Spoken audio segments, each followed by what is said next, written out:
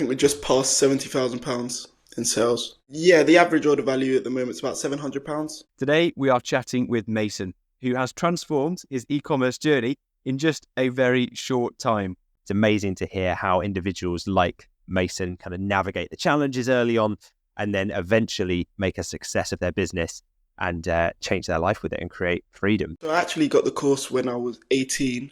I was playing professional football then. I've always wanted a level of, I feel like freedom, and it's kind of dictated by how many choices you can make, and the more choices you can make about your life, obviously, the freer you are to a certain extent. So I've always wanted to be able to make choices about my life, whether that's what I'm doing on this day, whether that's where I am in the world. So yeah, of course, the basic things like financial freedom and location freedom has always been something important to me.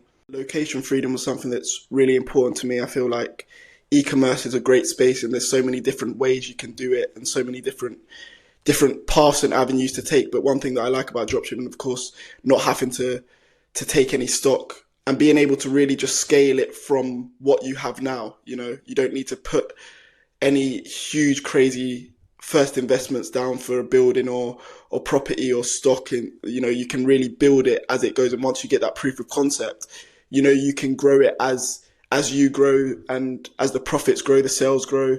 It becomes very easy to grow it. Those live Q&A calls that are twice a week are also just so valuable, because once again, you've got that opportunity to speak to someone who's been there, who's done that, who's built it up from the exact same point you are, and ask them questions that they would have been through. So yeah, I think it always being up to date, it always being current is only going to aid the growth of the business that you're working on right now. I launched my ad campaign at the end of April. I think it was April 27th. And then, so I launched the ad campaign, set up everything. I've been setting it up for about a week, just making tweaks here and there. And then within that hour, I actually got my first sale. And which I was very grateful for. Obviously, that first 30 days of the ads running, I was just expecting to capture data, and you never know what will come from these things. So not speculating too much, just seeing what will come from it. And then within that first hour I got a sale, and then the next day I got another sale, and it's been growing since then. So it's been I'm very, very grateful for those sales and for it coming so quickly. The thing that made this feel a bit more gratifying was the fact, the building process of it, the building of an actual sustainable business, and making a sale on your own platform compared to another e-commerce platform like eBay or like Amazon feels very different, because you feel like you've really gone out and got that sale. You've driven that traffic, you've made that sale, and it feels a bit more real. But that feeling, I think, is a feeling that will stay with me, because after that, I think, that first sale feeling, I don't think there's a feeling like it. Just past £70,000 in sales. So it's once again really, really grateful for the growth that it's seen.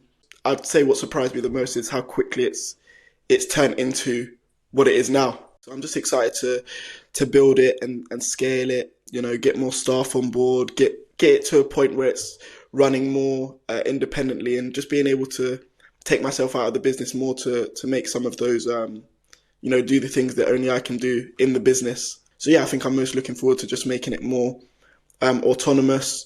I've been looking at a few applicants and been working on a few things here and there.